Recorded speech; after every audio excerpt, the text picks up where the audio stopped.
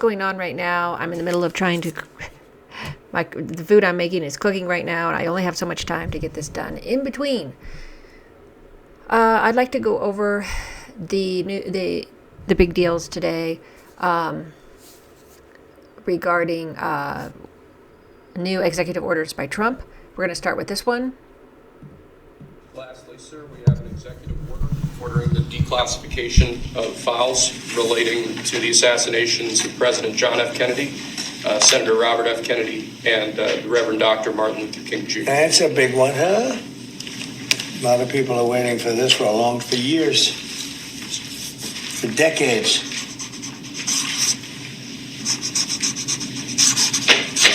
And everything will be revealed. Okay? Give that to RFK Jr. Yes, sir. Okay? Okay, so this was the big news today. I just hadn't had a chance to sit down and get this done to tell you, but I'm just wondering how much is actually going to be revealed, how much is actually going to show in these redacted, unredacted, and unclassified, declassified, whatever. But nevertheless, I will say Trump said in his, on this, and if you go into this, into the whitehouse.gov, you'll find what he says about that. Their families and the American people deserve transparency and truth.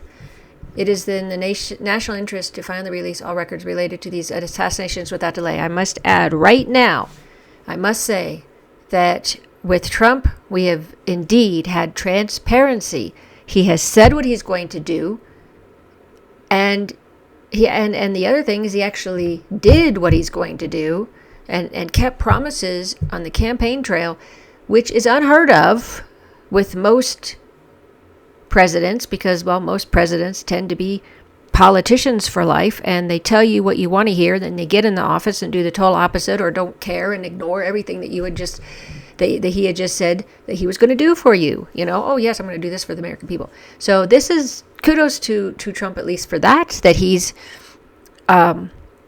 sharing with the American people exactly what he's going to do. American people want this and that, and he's obliging. And this is very refreshing, very unusual. So I have to give points to that for Trump. I think that's a good thing. So here he talks about that. He had said the President John F. Kennedy Assassination Records Collection Act of 1992 required all records related to the assassination of President Kennedy to be publicly disclosed in full by October 26, 2017. And then, he didn't end up doing that for reasons having to do probably with some kind of harm or whatever. I don't know. Now, he says, I previously accepted proposed redactions from executive departments and agencies in 2017 and 2018, but ordered the continued reevaluation of those remaining redactions. So, seems to me at this point, I have now determined that the continued redaction and withholding of information from records pertaining to the assassination of President John F. Kennedy is not consistent with the public interest, and the release of these records is long overdue. And although no act of Congress directs the release of information pertaining to the assassinations of Senator Robert F. Kennedy and the Reverend Dr. Martin Luther King Jr., I have determined that the release of all records in the federal government's possession pertaining to each of those assassinations is also in public interest. Which is true, and everybody's wanting this, so that's a good thing. Kudos to Trump for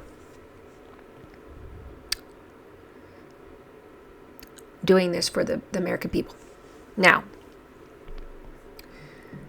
there were some concerns I had over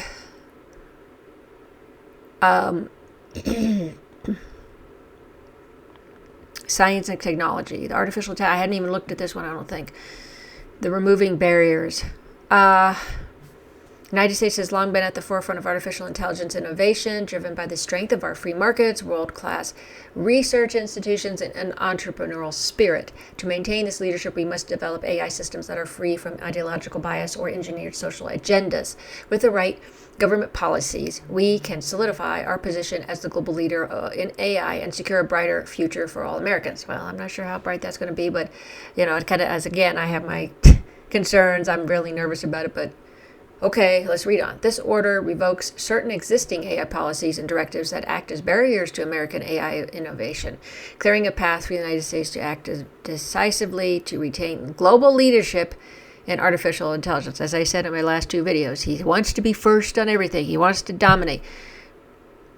It's an American thing, but I'm not really for all that. I don't think, there's anything wrong with another country that comes first in something. Call me crazy. All right. Now, I did read on this. And I don't know, what's concerning to me is that sometimes it sounds a bit much. But let's see. Today, a new frontier of scientific discovery lies before us, defined by transformative technologies such as artificial intelligence, quantum computing, and advanced biotechnology. Yeah, I'm not crazy about that. Breakthroughs in these fields have the potential to reshape the global balance of power, spark entirely new industries, and revolutionize the way we live and work. As our global competitors race to exploit their technologies, it is a national security imperative for the United States to achieve and maintain unquestioned and unchallenged global technological dominance. Again, this is how American imperialism sounds, but this is really just the competitive capitalism and all that, and America exceptionalism. This is all just the way it's always been about the history of our country. I don't particularly like that wording, but that's what it's saying. So, to secure our future, we must harness the full power of American innovation by empowering entrepreneurs and unleashing private sector creativity and reinvigorating our research institutions. So let's see. At the heart of scientific progress lies the pursuit of truth, but this foundational principle, which has driven every major breakthrough in art history, is increasingly under threat. Today, across science, medicine, and technology, ideological dogmas have surfaced that elevate group identity above individual achievement, enforce conformity at the expense of innovative ideas, and inject politics into the heart of the scientific method. These agendas have not only distorted truth, but have eroded public trust. Yes, as we saw in the past 4 years, actually. These agendas have not only distorted truth, but, and undermined the integrity of research, stifled innovation, and weakened America's competitive edge. So, let's see. Okay, so that's that on that. These are all the ones that he signed in the past day, today and yesterday.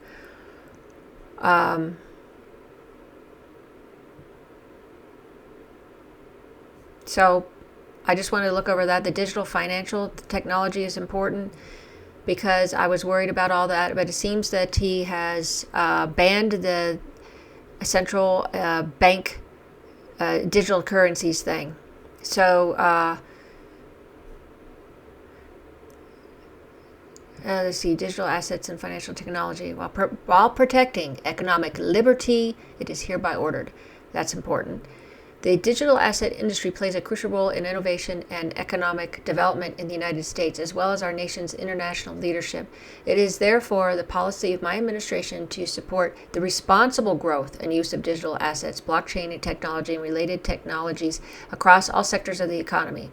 And this is including by protecting and promoting the ability of individual citizens and private sector entities alike to access and use for lawful purposes open public blockchain networks without persecution, including the ability to develop and deploy software to participate in mining and validating, to transact with other persons without unlawful censorship, and to maintain self-custody of digital assets.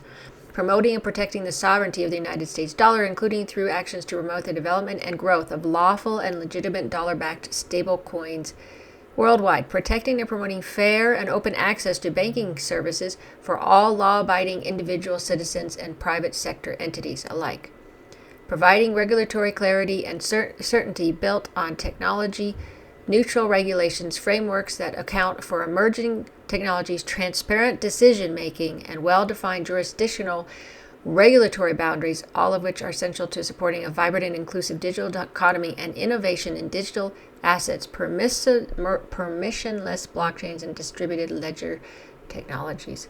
And taking measures to protect Americans from the risks of central bank digital currencies, which threaten the stability of the financial system, individual privacy, and the sovereignty of the United States, including by prohibiting the establishment, issuance, circulation, and use of a CBDC within the jurisdiction of the United States.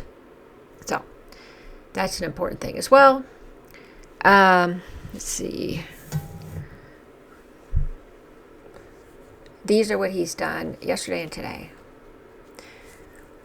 Okay, that's the Houthis deal, designation of Ansar Allah as a foreign terrorist organization. I don't really think they're foreign terrorists. I think that they are at war with us because of what happened in Palestine. They are trying to disrupt the killing in Palestine.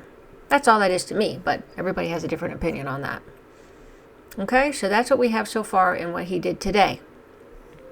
My meatloaf is done. I'm going to have to come back later to get into President Trump's speech at the WEF. Thank you for watching. Please continue to follow. Follow my channel. Watch my videos. Like my videos. Share my videos. Share my channel. I really, really appreciate it. I'm just a tiny channel. Thank you so much for watching, as I said, and until next time.